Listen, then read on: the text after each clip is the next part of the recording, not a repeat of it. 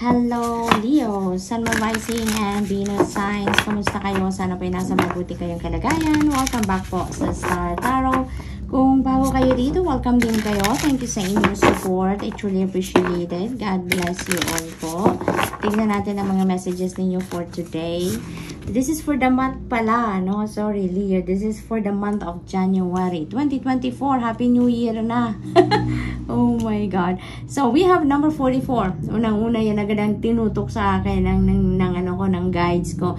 Yung number 44. And number 44 is very powerful number, no? So, I suggest po, pakitignan po ninyo ang ibig sabihin ng number 44 for more guidance. No? That is very powerful number. So, marami kayong mababasa dyan that will resonate, no, sa inyong sitwasyon. Kaya gustong ipakita sa iyo, sa akin ng mga guides ko to para masabi ko sa inyo. So we have the Panther Spirit, reclaim your power. No, reclaim your power. Ang iba sa inyo dito, no, maaring your life is being run by other people. Maaring controlled kayo, no, ang galaw ninyo, yung decision making ninyo, maaring kung ano mga gusto ninyo sa buhay, maybe kinokontrol yan ng ibang tao. Maybe wala talaga kayong kalayaan to do whatever you want, no, to express yourself, no, yung maaaring ganon.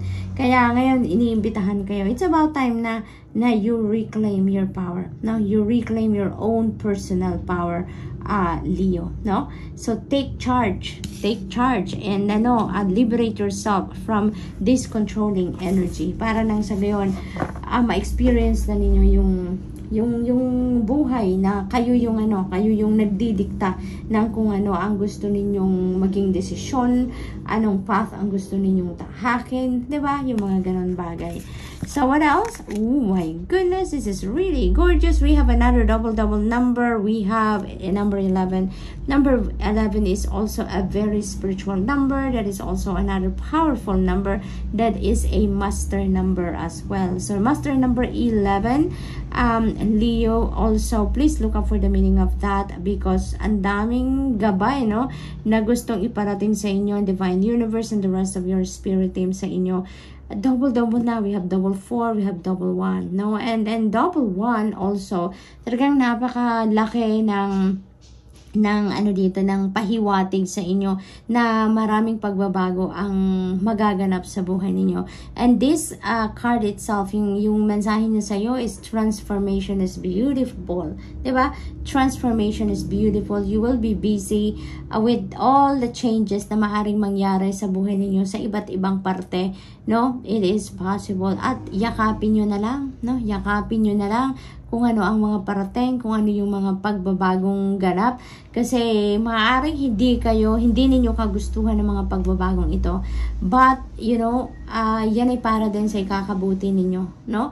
Maaaring pagbabago yan in terms of trabaho, no? Maaaring merong mga pagbabagong mangyayari sa inyong trabaho, sa kumpanya na pinagtatrabahoan ninyo. And of course, there will be like a direct impact sa inyo. May direct effect yun sa inyo ng mga pagbabago sa trabaho. So, maaaring ganun ang sitwasyon dito. But, transformation is beautiful. Change is always beautiful. Diba, Leo? Nakaka-excite kaya pag merong ganap na bago sa buhay. Diba? So, this is very imminent, no, na may pagbabago dito. Kasi yung number 1 is a new beginning. So, pag may changes, ibig sabihin, merong magsasara, merong magbubukas, merong magtatapos, merong magsisimula, no? And doubled ang energy niyan kasi double 1 tayo. So, ibig sabihin, maaaring dalawang area yan ng buhay ninyo na magkakaroon ng pagbabago or maybe dalawang scenario na magkakaiba ang magkukos or magkikreate ng pagbabago sa isang sitwasyon.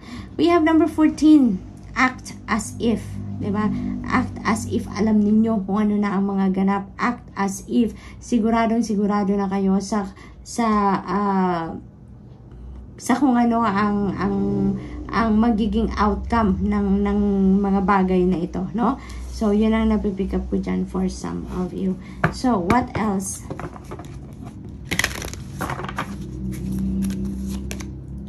shine from within. Now is the time for you to shine. Yan, reclaim your power. Ngayon, ilabas nyo na kung sino ang totoong kayo, kung ano talaga kayo, ano yung mga kakayanan ninyo dito, Leo. Now is really the time for you to reclaim your power at ipakita nyo na sa mundo, no, kung ano ang kakayanan ninyo, sino talaga kayo, ang mga katangian ninyo, no. Now is not the time to to hide for who you are. Now is the time to shine your light at ipaliwanagin nyo na ang inyong radiance, because you never know, no, Leo, yung pagpapakita ninyo ngayon, or pag-share ninyo ng mga talents ninyo, mga skills ninyo, mga gifts ninyo, at pagpapakita ninyo ng kung sino talaga kayo, yung pag-evolve ninyo, kumbaga, you know what, you never know, baka maka-inspire ka ng maraming tao dyan. Maaring may mga tao din na gumaya sa'yo, na maglakas ng loob na din, na i-share na din sa mga tao na sa paligid nila kung sino talaga sila, no? Maaring ganon din ang sitwasyon dyan for some of you. And glamorize as well, Leo, no? Glamorize, na napipick up ko dito, tuwang ngiti-ngiti siya, diba? Tandaming liwanag, kumukuti-kutitap sa paligid niya. So parang iniimbitahan siya dito to glamorize, no? Glamorize, mag-ano ka, pumorma ka ngayon, magpaganda, magpapogi, no? Kasi parang treat nyo naman yan sa sarili ninyo. Maaring for the longest time, parang sobrang simple lang kayo, sobrang, alam mo yun, siguro work from home kasi kayo lagi, no? Leo, maaring ganun ang ganap. And for some of you, no? Kaya hindi kayo nakakapagporma, hindi kayo nakaka-glamorize, hindi mo lang kayo nag-makeup ng muli, di ba? Nag-aayos. So, ngayon, take advantage of that energy. Kasi maaari din na mayroong event din dito na pupuntahan kayo. Kaya, iniimbitahan din kayo dito na, sige, magpaka-glam ka, di ba? We have moon energy. Beautiful. Kasi gabay ito, divine guidance ito sa inyo, Leo. Yan ang sinasabi niya, na may mga intuitive messages. Maaari din na mayroong that is also possible na meron kayong mga dreams dito na nakukuha. Maaring every night na nanaginip kayo, and that is guidance from the divine, no? For you, para matulungan ka as you navigate your circumstances sa ngayon. Yan, so parang napaka ng connection ninyo sa spiritual, napakalapit ninyo, parang napakalakas ng inyong connection with them, no? Parang ganun. Pick up ko dito, parang you are in sync with the spiritual ngayon. Kaya full force sila, tinutulungan ka, ginagabayan ka, sinisendan ka ng panaginip, no? Ng mga mensahe through your panaginip, yung ganon. Manifestation, beautiful energy, beautiful. So you have the power ngayon to manifest what you really want to manifest. Ang mahalaga dito, no, hinihingi ng mensaheng ito, is for you to make sure sa sarili ninyo mismo kung ano nga ba talaga ang gusto mong ma-manifest sa buhay ninyo. Ano nga ba talaga ang gusto mong maisakatuparan sa buhay ninyo, no?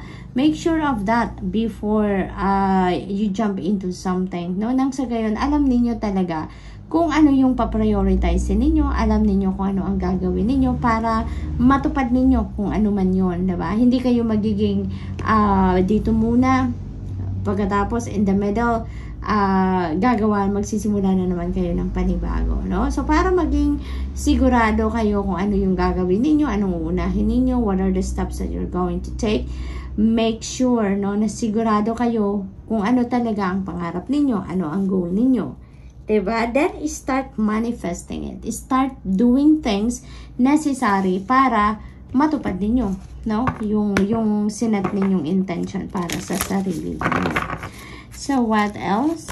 We have meditation. And so, you may need to do some kind of meditation dito, Leo. Dahil maaring sobrang busy kayo, marami kayong ginagawa, marami kayong pinagkakabalahan, and maybe you don't have time, no? Para mapakinggan ninyo kung ano ang sinasabi ng intuition ninyo. Kasi when you are busy, when your mind is busy, when your body is always busy, most likely hindi nyo talaga mapapansin kung ano mga intuitive messages para sa inyo. It's because it comes in a very, very subtle way, no? Parang hangin lang yan, very quiet, at almost hindi mo mapapansin. That's why you're being advised here, no, sa mga mensaheng ito for you to meditate. Because meditate bring answers. Meditation does wonders sa buhay natin, no? Talagang pinapalinaw yan. Pinapakalma tayo, head to toe. Pinapakalma ang pakiramdam natin. Nagiging clear ang isip natin. So with that, kung gano'n ang mga kondisyon, hindi malayong makapakinig ka sa inner voice mo. Makapakinig ka sa iyong intuition. Okay? Kaya yan ang imbitasyon para sa inyo.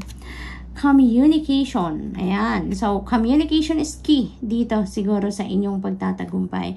Kung ano man ang mga gagawin ninyo sa ngayon, mga projects ninyo, or whatever endeavor you are about to start this month, no, Leo, napakahalaga na lagi ninyong aalalahanin to communicate freely, communicate clearly and efficiently, nang sa gayon magkalinawan kayo lagi, or magkalinawan agad kayo ng inyong kausap, you know, para hindi nyo na rin nasasayang ang oras ninyo and ang oras ng kausap ninyo. So, yun ang ganap dito, yun ang advice sa inyo dito, no, to communicate clearly and efficiently. Okay?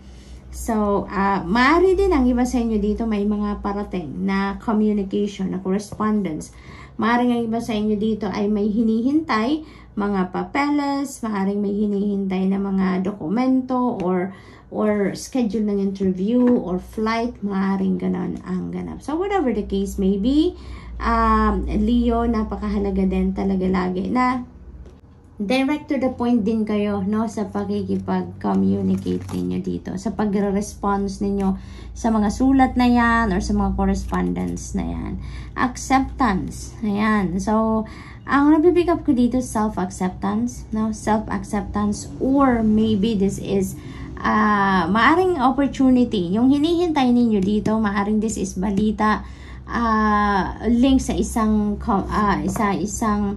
opportunity, and maybe, you know, matatanggapin ninyo kung ano yung offer na yan sa inyo nang about that opportunity. So, yan din ang isa pang na-pick up ko dito. And also, this is the time as well siguro na talagang matututunan na ninyong tanggapin ang inyong buong sarili, no? Kasi, there may be some of you, dito, Leo, na meron kayong mga siguro mga hidden talents, skills, gifts, mga ganon, na you've never accepted that before, no? Yung parang hindi ninyo matanggap na siguro meron kayong ganyan talento, maaring hindi ninyo ina-acknowledge na meron kayong mga ganon. So, kaya hinahide ninyo yan from deep within you. So, maaring may ganong ganap dito ang iba sa inyo. But now, you know, maybe you are learning to accept that. Now, that is part of you. That is God-given. Kaya matututunan na ninyo yung tanggapin. And you're going to embrace, no? Embrace it. So, good luck. And that's all I have for you for the month. I hope nakatulong ang mga mensahe ito in some way. Thank you for watching. Love and light. Namaste.